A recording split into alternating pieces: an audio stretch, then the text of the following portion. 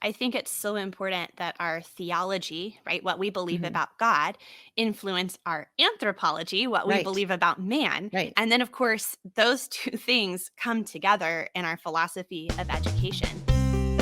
Hey everyone, this is Yvette Hampton. Welcome back to the Schoolhouse Rocked podcast. I'm so glad you're back with me today. I hope you are having a great day, whatever it is that you're doing. We have a really exciting guest with us this week. Her name is Amy Sloan, and this is part of our Homeschool Survival series. I know you guys have been tracking with us as we've been in the middle of this series, and it's been really fun just to be able to share with you some different ways to home educate your kids. But before we jump into that, I want to thank our sponsor, CTC Math. They are a fantastic online math curriculum. If you guys are looking for a great online math program, go to ctcmath.com. You will not be disappointed. Amy Sloan, welcome to the Schoolhouse Rocked podcast. I am super excited to have you with me this week. Thank you so much for having me, Yvette. I'm really looking forward to our conversation. Yeah, this is fun. Before we jumped on together, I said I always love getting to podcast with other podcasters. And so you are the host of the Homeschool Conversations podcast, where you talk about classical education, correct?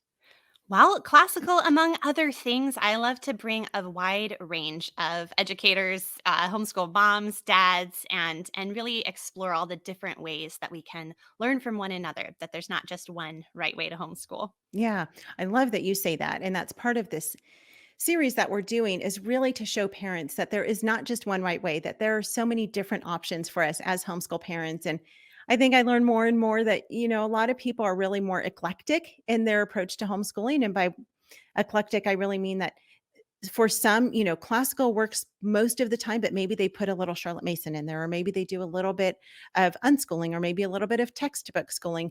And whatever works best for your family, that is what you should do. And so, as part of the Homeschool Survival series, we are laying out for these families all the different methods to home educate their kids. And it doesn't mean you have to use only this one method. But today and the rest of this week, we're going to talk with Amy about classical education. So, Amy, introduce us to your family and what you do and who you are.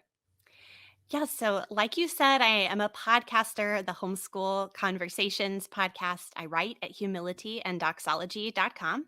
I have 5 children, so my youngest is not so young anymore. He's 6, about to turn 7, all the way up to 16. And my husband and I are actually both second generation homeschoolers. So I was homeschooled all the way through high school graduation, and my husband through 7th grade. And we knew going into marriage that we wanted to homeschool our kids, and we've been enjoying it. It's definitely the hardest and good thing that I do, both at the same time.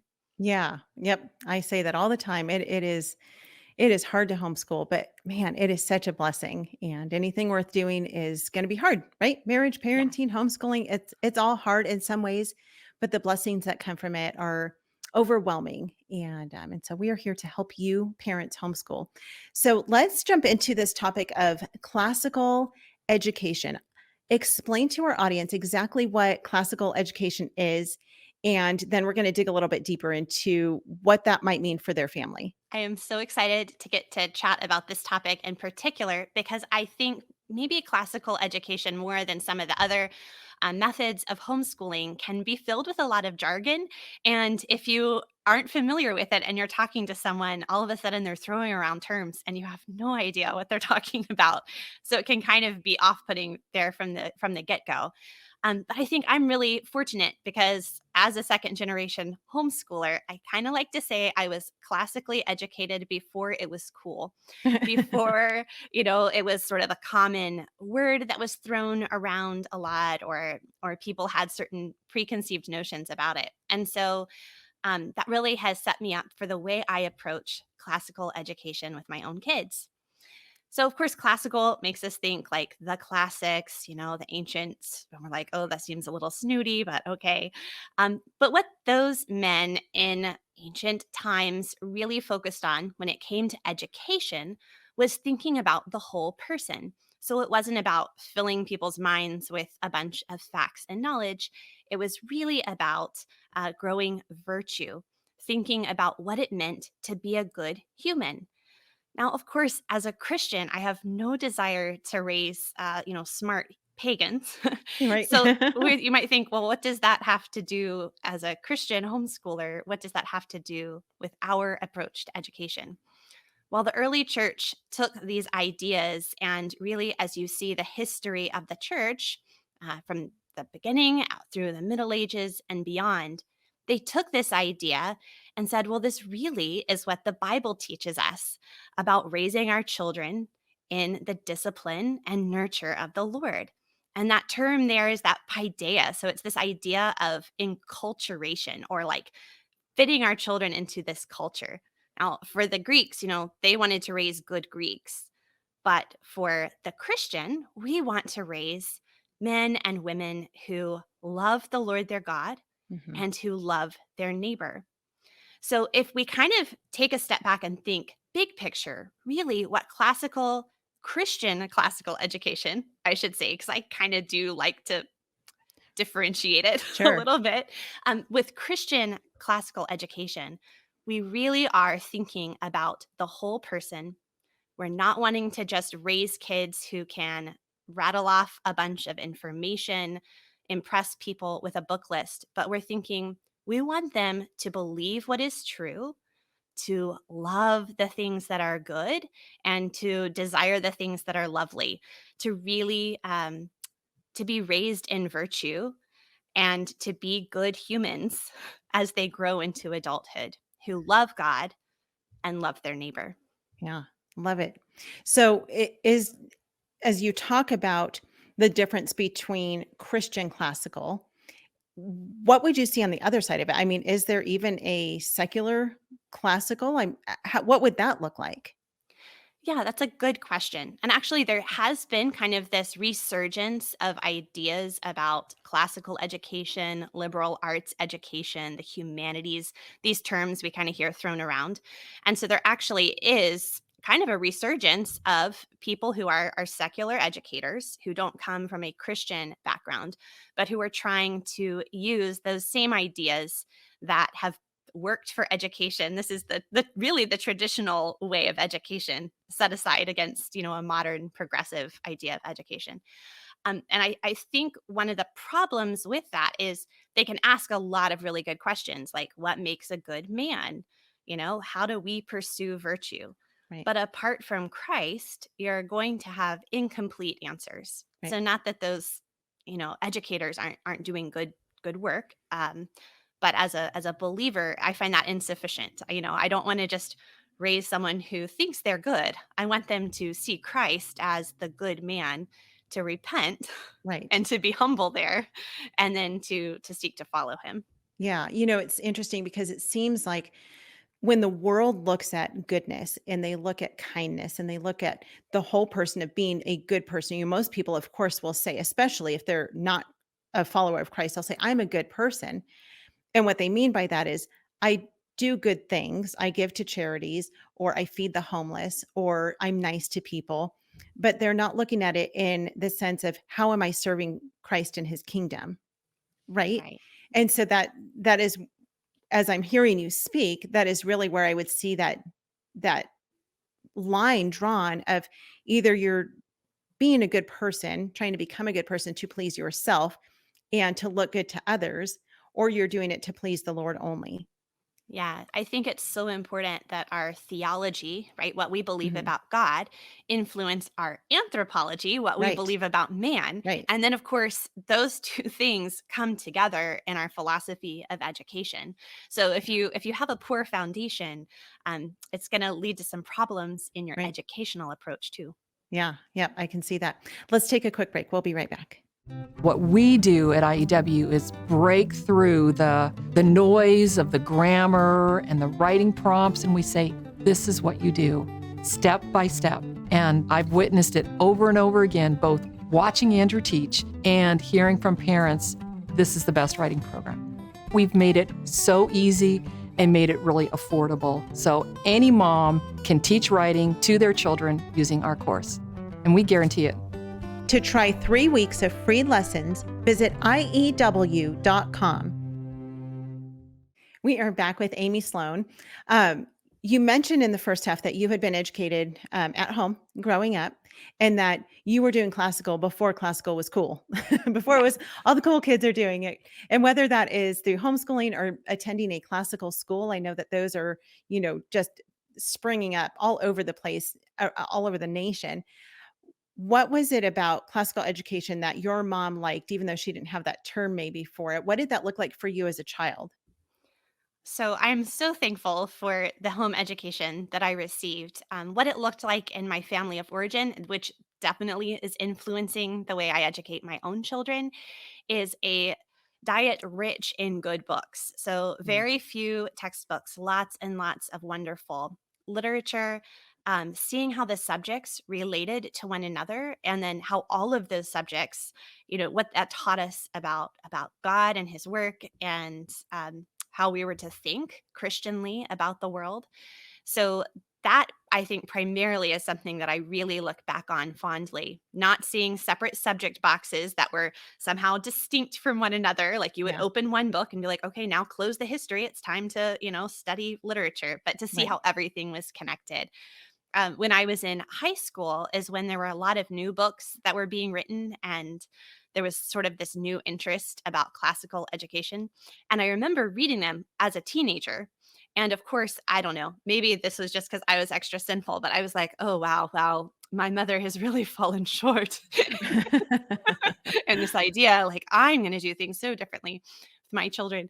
And then, really, as the years went by and I started doing a little bit more research, not just reading modern books, but reading a wider range of ideas, I started to realize just how much the way my mom had approached our education, focusing on ideas, seeing the connection of subjects, really had been classical all along. Yeah. So how do you make that connection? If you're wanting to teach, you've got 5 kids between the Yeah. ages of 6 and 16. And so I don't imagine that you teach every single one of them separately and that you have a separate book for every one of them. You're reading a different classic to each of them. I imagine that you use more of a one-room schoolhouse approach. How do you make those connections in a really practical way between all of your children? Well, again, if we go back to this sort of classical idea about education being about understanding what it means to be human, right? Mhm. Our education is really biographical focused. So, history is very important to me. I love it. And it really has become kind of the core, not just history by itself, dates and dead people, but this idea of culture, a story Mhm. of people, Yeah. is really at the core of the way I educate my kids. And so that is also something that's very easy to do across multiple ages and grades. And so I don't want to try to force the connections. I think if you try to force connections, a lot of times kids just zone out or it doesn't Yeah. really stick. But as we're just reading widely, reading about all these real people, real experiences, movements of culture, ideas, music, art, all those things as they intertwine together, those connections start being made almost without you realizing it. You'll be like, oh, this reminds me of this other thing. Or, oh, do you see how that person's decision here impacted this thing around the world over there? So I think a lot of those connections kind of arise organically just as you're Okay. reading and talking together. Sure. And they all have a different understanding of whatever it is that you're studying. And so it's interesting to see it's how different kids of different ages understand differently. But you might have a 10-year-old that understands geography better than your 15-year-old, right? Right. Because they're just wired that way. That's just how God has created them to be. And so I think that's such a great way to educate our kids. And then they pick up the things that the Lord wants them to pick up because He's made them all with a specific gifting or strength or ability to learn the things that He wants them to learn. And then they can teach each other, right? Yeah. I mean, your olders can teach your youngers, and your youngers can teach your olders, depending on what it is that they're pulling out of whatever it is that you're teaching them. As you're thinking about classical education, and as you talk to people about it, I'm certain that people have all kinds of misconceptions about what classical education is. What are some of the misconceptions that people might have when they think about classical education? And why do you think they have those? Well, you may have noticed that so far I haven't used the word trivium yet. Yeah. I haven't talked I about noticed grammar. that actually. That was on purpose, because I do think, of course, these ideas of the seven liberal arts, the trivium and the quadrivium, there I'll throw in some jargon, are often what first come to mind when people think about classical education. Mhm. But a lot of ideas about them have become maybe a little confused or applied differently now in modern times than they have been understood historically when it comes to education. So I think one misconception, for instance, with grammar, logic, and rhetoric, the trivium, would be that they refer to three stages or ages of development. That's how a lot of newer classical education kind of thinks of it. And we, of course, we know like children have different developmental stages, right? Yeah, right. Which they do. And we, as good parents, as good home educators, are aware of that and work with them where they are. But historically speaking, that's not what the trivium was all about. So the liberal arts were tools of learning and uh, not stages of development and not subjects to be learned. So it's a Okay. little bit tricky, but that is, I think, one misconception. Another misconception, I think, would be that classical education is maybe a little bit snooty or just for people who want to impress other people with uh, their extensive knowledge or something like that. Yeah. And I think that that can be, I think that is a misconception because sometimes that is where our sin nature comes out, unfortunately, as classical educators. But I think a true understanding of Christian classical education actually drives us to humility. One of my mentors, Dr. George Grant, talks about education as a form of repentance. He's a Christian classical educator. And so to truly come with a posture of humility is Mhm. actually the sign of a good Christian classical education. And then I don't know, I think one more thing, sorry. Yeah, no, that's okay. I was gonna say when it comes to humility, we're talking about students and teachers, right?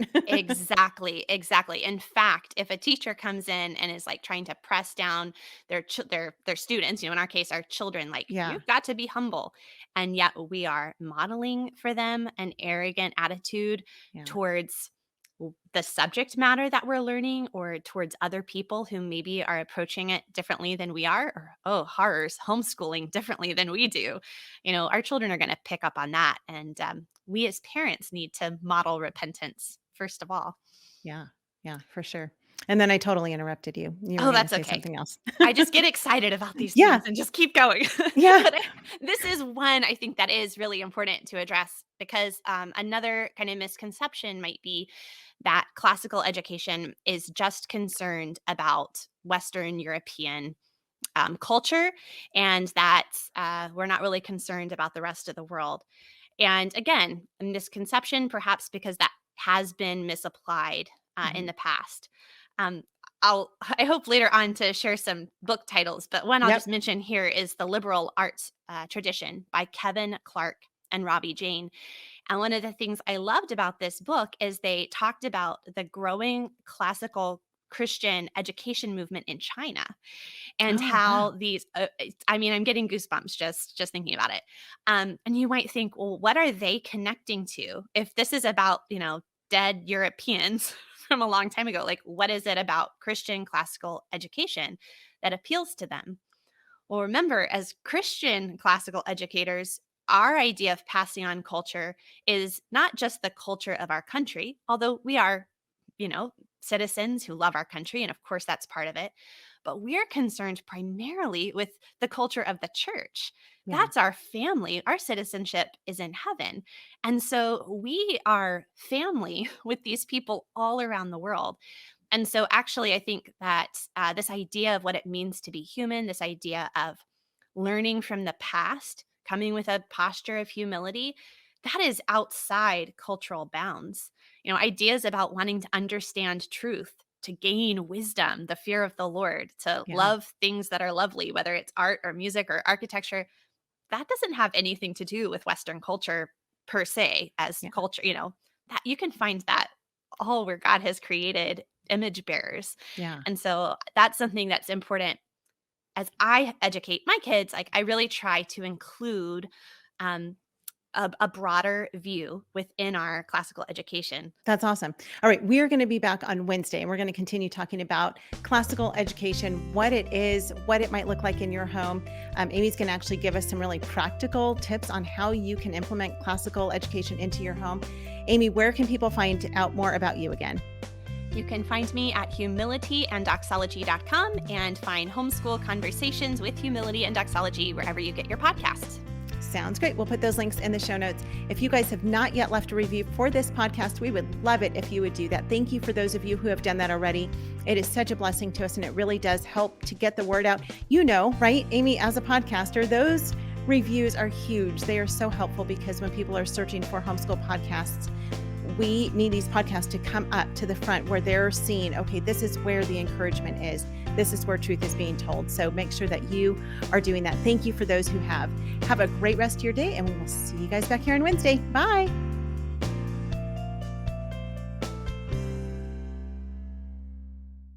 Well, first of all, I think the quality of education has steadily deteriorated in America. Tell me about your education, if you don't mind telling us about it. So I was a military kid. I went to a bunch of public schools, and I would say my education is pretty mediocre. My math and science skills are like pretty low, probably, like based on, I don't know if it's like lower than average, but like, what's that saying, you know? I'd say like overwhelmingly meh. From your perspective, how do you think the public schools in America are doing? Not great.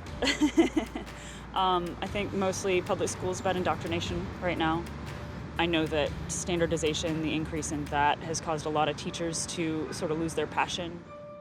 I taught kindergarten in a traditional public school, and the curriculum with the mandated testing has changed so much.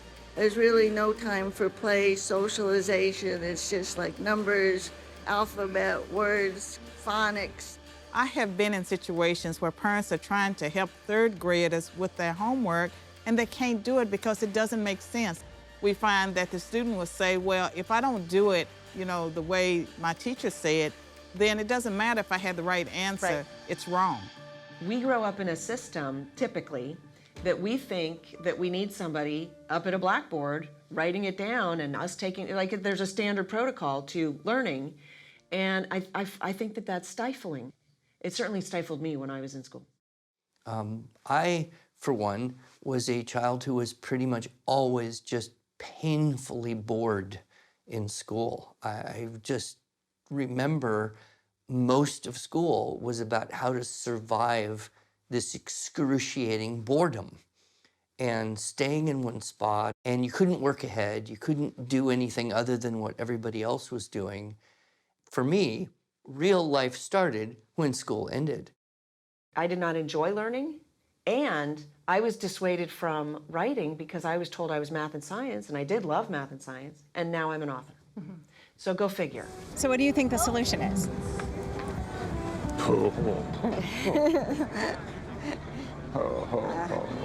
I don't have any solutions, but it's definitely not going well. And it's not easy to come up with, here's the one solution. In other words, dear old United States government, they can't legislate and come up with a solution that's universal. No one is really able to change the great Titanic of institutional education. It is going along its path, and it is essentially unturnable and unchangeable. I mean, let's face it, if money could have fixed public education, it would have done so long ago. If the newest iteration of standards could have changed public education, it would have done so long ago. And so we continue to throw things that don't work at this great ship of institutional education, trying to change what it is, and it's not worked, and it's not likely to work until it really kind of breaks apart and has to be redesigned. And in the meantime, what's happening, people are are not waiting for it to sink and break apart. They're jumping off and finding other ways to get where they want to go.